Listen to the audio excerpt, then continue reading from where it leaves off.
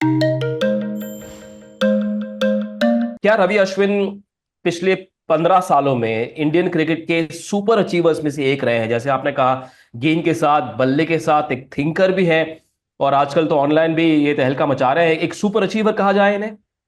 जी बिल्कुल, I think वो super achiever है, उसमें कोई डाउट ही नहीं है। ये आंकड़े भी बयां कर रहे हैं उस तरीके से।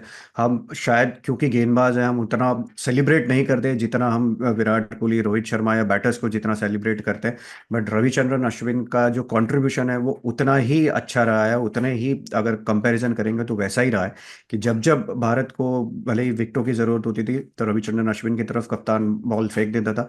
जैसे कुछ तरफ पहले सौरव गांगुली करते थे कि अगर विकेट की जरूरत होगी तो बॉल हरभजन सिंह और अनिल कुंबले की तरफ फेंक देते थे। और यहाँ पर वही विराट कोहली, रविचंद्रन अश्विन और रविंद्र जडेजा की जोड़ी तरफ गेंद देते थे और कभी निराश नहीं किया है उन्होंने। तो कमाल का जो करियर रहा है उसमें कोई डाउट नहीं है, सुपर अचीवर रहे हैं। और अचीविंग जो उन्होंने अचीव किया है उसके साथ साथ मेहनत भी उतनी ही करी है, सब चीज पे उन्होंने काम किया है। तो he will always remain as one of the role model in Indian cricket.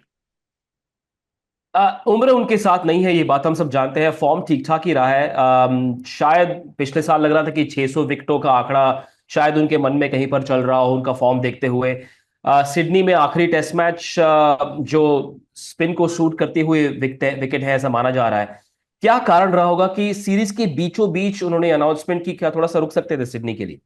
नहीं, आई थिंक से रिटायरमेंट एक बहुत ही पर्सनल डिसीजन होता है। वो आपको पता होता है आप किस मोड पे हैं अपने करियर में। तो आई डोंट थिंक यहाँ पे हमें उस चीज़ के ऊपर वो इस चीज़ पे चर्चा भी करनी चाहिए कि क्या सिडनी तक रुक सकते थे, क्या ये निर्णय सही है कि गलत है। क्योंकि ये बहुत ही पर्सनल डिसीजन है, तो उसको रिस्पेक्ट करते हुए जिस तरह का करियर है उसको हमें सेलिब्रेट करना चाहिए कि उनका बहुत अच्छा अचीव किया है उन्होंने। तो ये चीज़ उनके लिए ही छोड़नी चाहिए। और जिनका ये जब भी ये कोई भी प्लेयर वो डिसीजन लेता है वो डिसीजन सही होता है जब वो उनको ही पता होता है। जनरली कुछ लोग बड़ी नकारात्मकता से आईपीएल को देखते हैं कि आईपीएल से टेस्ट क्रिकेटर्स नहीं मिलते, लेकिन पहली बार इनकी झलक दिखी थी आईपीएल 2009 में, अगर मेरी याददाश्त ठीक है। सीएसके के लिए खेले 6 सीजन तक। उसके बाद 2011 में वेस्टइंडीज के खिलाफ उनका टेस्ट डेब्यू हुआ, और 13 साल में 537 विकेटें। ये अगर उनके करियर की शुरुआत में किसी ने उनको कहा होगा कि रिटायरमेंट के दिन आपकी इतने विकेटें होंगी, तो उन्होंने हाथ जोड़कर स्वीकार किया होगा उस उन आंकड़ों का। इंडिया के one of the most successful गेंदबाज के रूप में वो रिटायर हो रहे हैं। अब इससे बड़ा अचीवमेंट आपके लिए क्या हो सकता है। और आपने सही कहा कि हम आईपीएल की तरफ बहुत बार देखते हैं, बट जो रविचंद्रन अश्विन का 6 साल के बाद डेब्यू हुआ तो उसके बीच में बहुत सारी फर्स्ट क्लास मैचेस भी खेले, बहुत सारी मैचेस उन्होंने तमिलनाडु के लिए खेली है। तो वहां से आपको पता चलता है कि वो हमेशा ही मैचेस खेलने के लिए तैयार रहते हैं। और एज यू सेड, 537 विकेटें एक बहुत कमाल का आंकड़ा है, बहुत कमाल के नंबर्स है। दूसरे खाली दो ही गेंदबाज है जो इस मुकाम पे पहुंचे हैं भारतीय। तो आई थिंक ये कमाल की चीज है, तो खुश होंगे आई थिंक। ये पता है ये एक ऐसा मोमेंट होता है, क्योंकि अब रिटायरमेंट की तरफ देखते हैं ना तो ये एक ऐसा होता है कि आप सैड भी होते हैं, और जब आप अपने आंकड़ों की तरफ देखते हैं तो आप सेटिस्फाइड होकर कहते हैं कि हाँ, मैंने काफी कुछ अचीव किया जिसको मुझे सेलिब्रेट करना चाहिए। थोड़े पढ़ाकू किस्म के क्रिकेटर भी है आप तो। इनको करीब से जानते भी हैं। कोई ऐसी खास याद है पार्थिव भाई, आपकी कोई कहानी जो आपको याद आती है इनकी पर्सनालिटी के बारे में, इनकी आदतों के बारे में? सबसे पहले तो जिस तरह से मेरा पहला इंटरेक्शन जब हुआ था, 2008 में आईपीएल के टाइम ही हुआ था। वहां पे मुरलीधरन थे ऑफ स्पिनर, इसलिए रविचंद्रन अश्विन को मैचेस पहले 2 साल खेलने को नहीं मिले थे, एक आध मैच ही खेले थे।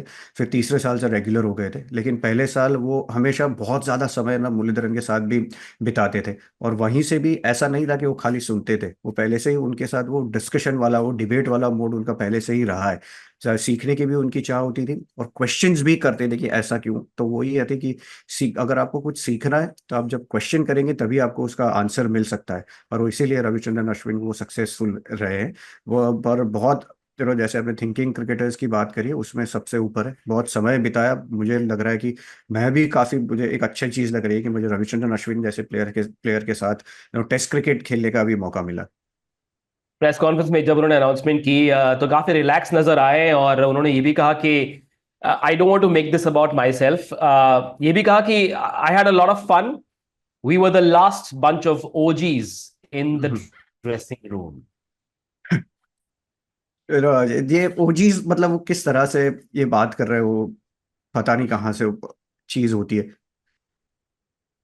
शायद ये कहना चाह रहे हो कि जो पर्सनालिटी हमारी रही है, जिस तरह से हम जिस अंदाज से क्रिकेट को देखते हैं, वो टैटू जनरेशन वाले तो नहीं है, शायद शायद वो कहना चाह रहे हो।